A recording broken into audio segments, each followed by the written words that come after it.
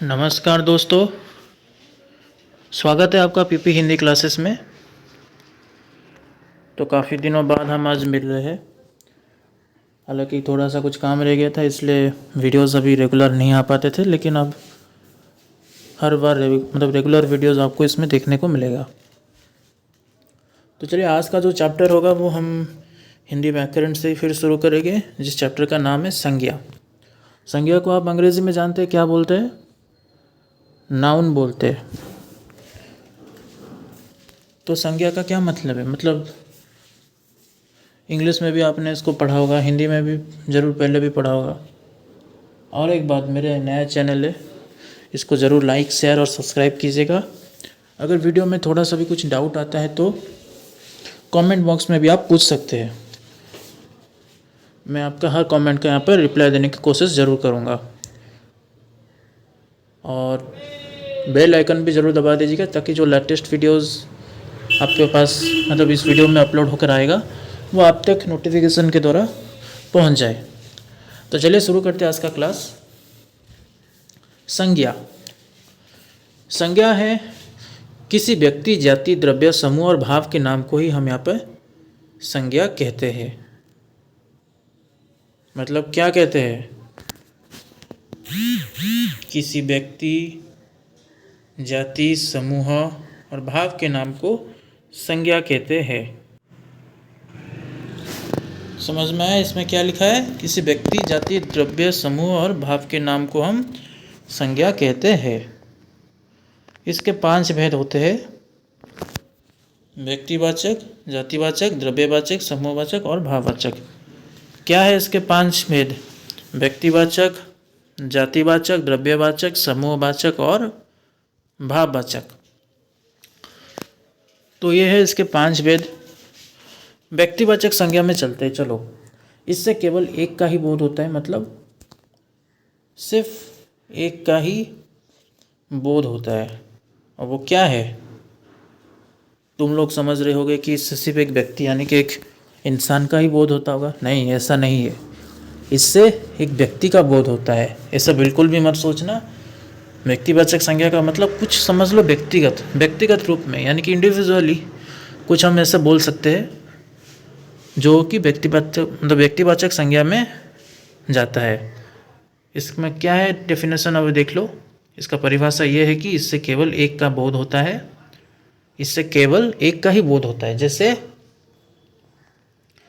राम, इरावत, कटक, भारत, विंध्य, महानदी, कपिला, कामायनी आदि। इससे केवल सिर्फ एक का ही बोध होता है। जिससे कि हम अगर देखें तो कैसे हम इसको लेके चले। राम ये एक भगवान जी का भी नाम है, ये एक इंसान का भी नाम हो सकता है। इरावत, यहाँ तक कि कटक ये एक शहर का नाम है, भारत देश का नाम है, विंध्य ये भी एक नदी का नाम है, महानदी नदी का नाम, कपिला, कामायनी, ये सब ऐसे होते हैं व्यक्तिगत नाम। उसके बाद हम इसे और भी काफ़ी एग्जांपल्स या उदाहरण ले सकते हैं। जैसे कि कोई कार का नाम हो या कोई स्कूल का नाम हो। अगर उसका नाम होगा तो फिर समझ लो कि वो व्यक्तिवाचक संज्ञा है। या किसी घर का नाम हो, घर बहुत सारे हो गए लेकिन किसी एक घर का अगर कोई नाम अगर हम लेंगे तो फिर वो व्यक्तिवाचक संज्ञा में जाएगा। किसी भी रास्ते का अगर नाम लेंगे, रास्ते तो बहुत सारे होते हैं लेकिन अगर किसी एक रास्ते का नाम होता है तो वो भी व्यक्तिवाचक संज्ञा होगा। किसी पेड़ का नाम लेंगे तो वो भी व्यक्तिवाचक संज्ञा होगा, लेकिन पेड़ बहुत सारे होते हैं, इंसान बहुत सारे होते हैं, लेकिन किसी एक इंसान का नाम लेंगे तो वो भी व्यक्तिवाचक संज्ञा में ही जाएगा। तो समझ आ गया व्यक्तिवाचक संज्ञा क्या है? जिससे किसी का एक का होता है, एक का बोध होता है, किसी एक के होने का बोध होता है, जिसका कुछ नाम हो। एक जैसा नाम हर किसी का हो वो व्यक्तिवाचक नहीं होता, याद रखना। किसी एक का अगर नाम होगा तो वो व्यक्तिवाचक संज्ञा कहलाएगा। फिर आता है दूसरा, जातिवाचक संज्ञा। जातिवाचक संज्ञा क्या है? इससे एक ही प्रकार की एकाधिक व्यक्तियों, वस्तुओं का यानी पूरी जाति का बोध होता है। जैसे पुरुष, स्त्री, बालक, लड़की, कोयल, घोड़ा, पशु, पक्षी, पहाड़, किताब, कुर्सी, कवि, शिक्षिका आदि। ये समझ आया क्या लिखा है? इससे एक ही प्रकार के एकाधिक व्यक्ति हो, मतलब एक ही प्रकार का, मतलब जैसा भी मैंने कहा राम तो राम है, लेकिन अगर वो मैंने उसको इंसान बोल दिया तो राम इंसान हो गया। और उसके जैसे तो बहुत सारे आप लोग हो, मैं हूँ, या कोई भी हो सकता है। सचिन तेंदुलकर एक क्रिकेट प्लेयर है तो वो एक व्यक्तिवाचक संज्ञा होगा, लेकिन उसके जैसे और भी तो बहुत सारे प्लेयर है, जैसे कि रोहित शर्मा है, MS धोनी है, या और भी काफ़ी रणजी ट्रॉफी के प्लेयर आप ले सकते हैं, या श्रेयस अय्यर हो, या गौतम गंभीर हो, विराट कोहली हो। ये सब मिलके जब एक साथ आ जाते तो फिर ये एक जातिवाचक संज्ञा आ जाता है। या किसी फिल्म स्टार को भी ले लो, शाहरुख खान, सलमान खान को ले लो, या अक्षय कुमार को ले लो, अजय देवगन को ले लो, आमिर खान को ले लो, किसी को भी ले लो। ये सब जब मिलकर अगर एक साथ आ जाएंगे, या कहीं पॉलिटिशियंस को ले लो, टीचर्स को ले लो, अगर कहीं से भी, चाहे वो कोई भी काम करता हो, ये तो बड़े लोग हैं, लेकिन कोई भी अगर काम, चाहे वो किसी भी जो नौकरी करता हो, कुछ भी करता हो, पुलिस वालों को भी ले लो, डॉक्टर को भी ले लो, किसी को भी ले लो, अगर मिलके सब एक आदमी हो जाते हैं तो फिर वो जातिवाचक संज्ञा में आ जाता है। ये सब इंसानों के लिए भी नहीं कहूँगा, ये हर किसी के लिए भी कह सकते हैं हम, मतलब पुरुष, स्त्री, बालक, लड़की, कोयल। कोयल तो एक कोयल का हम नाम रख सकते हैं, लेकिन बहुत सारे कोयल भी हो सकते हैं। नाम मतलब क्या, हम नाम भी इसीलिए देते हैं ताकि हम उसको पहचान सके कि ये ऐसा दिखता है। नाम नहीं देके तो कैसे पता चलेगा कि इसने क्या किया, इसने वो किया है, या इसने ये किया है, नहीं पता चलेगा ना। उसके बाद घोड़ा, बहुत सारे घोड़ा, एक घोड़ा का नाम समझ लो चेतक है, लेकिन घोड़ा अगर बहुत सारे हो गए तो वो जातिवाचक है। पशु, बहुत सारे पशु, एक बाघ तो उसका नाम छोड़ो जो भी रखते होगे, लेकिन बहुत सारे बाघ आएंगे तो फिर समझ लो कि जातिवाचक संज्ञा है।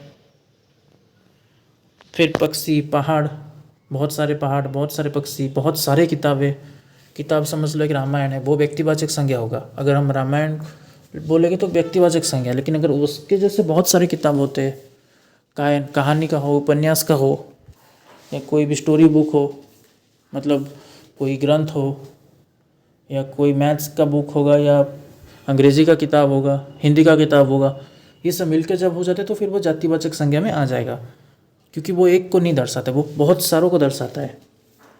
फिर कुर्सी, बहुत सारे कुर्सी, कवि, बहुत सारे कवि, नाम नहीं दिया है, सिर्फ कवि दिया है, मतलब एक जाति का नाम है। शिक्षिका, बहुत सारे शिक्षिका, किसी एक का नाम नहीं है। अगर किसी एक का नाम होता तो वो व्यक्तिवाचक में जाता। तो इतना ही है। द्रव्यवाचक संज्ञा सबसे ईजी है, इनसे किसी द्रव्य या पदार्थ का बोध होता है, मतलब किसी द्रव्य या पदार्थ का बोध होता है जिससे हम केवल माप सकते हैं या तोल सकते हैं। मतलब माप सकते हैं या तो तोल सकते हैं, माने कि लीटर कितना वजन है इतना, लेकिन गिन नहीं सकते। द्रव्य नवनिर्माण के आधार होते हैं, मतलब इसको हम गिन नहीं सकते, सिर्फ माप सकते हैं, तोल सकते हैं। द्रव्य नवनिर्माण के आधार होते हैं, जैसे तांबा, सोना, चांदी, तेल, दूध, पानी, आटा, चावल, लकड़ी आदि। ऐसा सवाल अगर आएगा तांबा कौन सा संज्ञा है, तो अब सीधा मार देना द्रव्यवाचक संज्ञा होगा। सोना क्या है, द्रव्यवाचक संज्ञा। चांदी क्या है, द्रव्यवाचक संज्ञा। तेल क्या है, द्रव्यवाचक संज्ञा। दूध क्या है, द्रव्यवाचक संज्ञा। ऐसे अगर कुछ पूछेगा तो आप आंख बंद करके द्रव्यवाचक संज्ञा में ही क्लिक कर देना MCQ में, या जैसा भी क्वेश्चन पूछे। फिर आता है समूहवाचक संज्ञा। ये जातिवाचक और समूहवाचक में बच्चे काफ़ी ज़्यादा कन्फ्यूज़ होते हैं, तो उसमें कभी भी कन्फ्यूज़ मत होना। समूहवाचक संज्ञा क्या है, इससे अनेक प्राणियों या वस्तुओं के समूह का बोध होता है, जैसे दल, परिवार। दल मतलब एक समझ लो दल, दल का कोई जाति नहीं होता, वो तो दल होता है। जैसे कि क्रिकेट टीम, आर्मी का टीम, डॉक्टर का टीम, पुलिस का एक टीम, कमांडो का एक टीम, हॉकी टीम, फुटबॉल की टीम, स्कूल के बच्चों को लेकर एक टीम, टीचर्स को लेकर एक टीम, ये होता है दल। इसको हम दल कहते हैं, ये एक समूह है। भीड़ बोल सकते हैं, बाल यात्रा में जो हम भीड़ देखते हैं वो भी एक समूह है, एक तरह से देखे वो। इसका भी एग्जाम्पल है, आगे चल के हम इसका और भी उदाहरण देखेंगे। परिवार, परिवार भी एक समूह है, एक जॉइंट फैमिली हो। गुच्छा, झुंड, झुंड मतलब चींटियों का झुंड, हाथियों का झुंड। कुटुंब, पुंज, कक्षा, टोली, कक्षा मतलब वही क्लासरूम, टोली।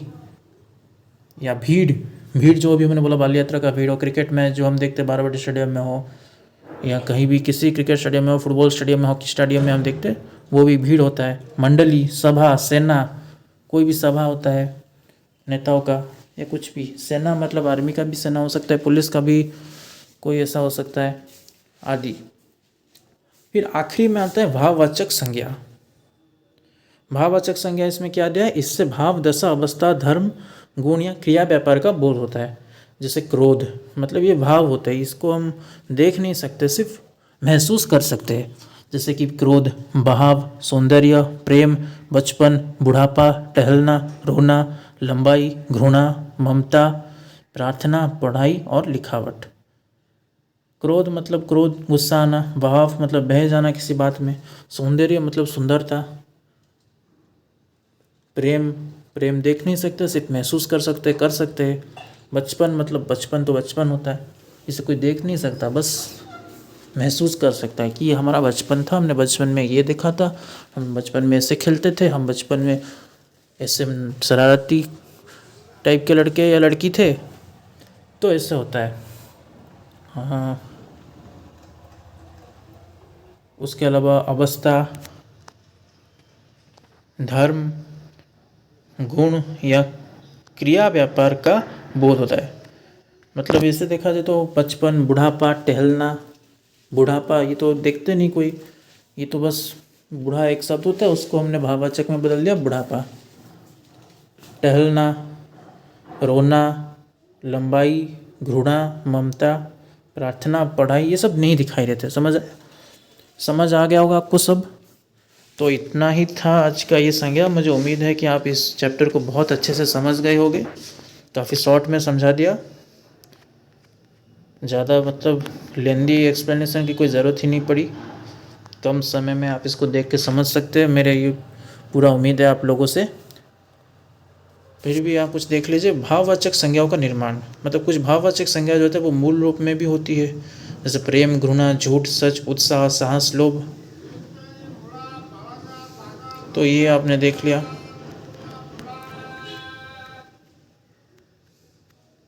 तो यहीं तक था संज्ञा का चैप्टर। आने वाले वीडियोस में और भी हम ग्रामर के वीडियोस लाने की कोशिश करेंगे। आपको ये वीडियो कैसे लगा आप इसको कमेंट बॉक्स में ज़रूर बताइएगा। कोई भी डाउट होगा तो आप इस कमेंट बॉक्स में ज़रूर पूछ लीजिएगा। डिस्क्रिप्शन के बॉक्स में भी मैं और भी कुछ वीडियोस के लिंक छोड़ूंगा जो अब तक इस चैनल में जुड़े नहीं हैं, नए नए आए हैं, पर वो कोई वीडियोस नहीं देखे तो वो डिस्क्रिप्शन बॉक्स में मैं डाल दूँगा, आप वहीं से उसको देख लीजिएगा।